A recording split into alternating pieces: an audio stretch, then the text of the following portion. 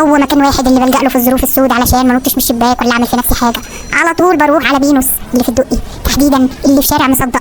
هو ده يا جماعه المخبأ السري بتاعي لما الدنيا بتضيق والعيال بيجننوني وخلاص بقرر اطفش. هو ده المكان اللي انا بطفش فيه، بينوس الدقي، وتحديدا بطلب ديب وايت. لكن المره دي قررت اجرب حاجه جديده. لو بتحتار لما بتدخل بينوس وبتكوني مش عارفه تطلبوا ايه، تعالوا اقول لكم النهارده انا جربت عندهم ايه واتبسطت منه جدا. انا جربت فلات وايت. دايما كنت بطلب ديب وايت لانه القهوه فيه بتكون نسبه القهوه يعني او الكافيين بتكون فيه عاليه. لكن المره دي قلت طب وايه يعني بقى لما اجرب الفلات وايت، لان هو كان نسبه الكافيين اقل شويه، الفنجان كان اكبر شويه. وهنا بقى انا بدات احط السكر وادوقه. الحقيقه ان انا اقدر اديله بالظبط 8 من 10 في الطعم وفي ضبطه الدماغ وفي كل حاجه.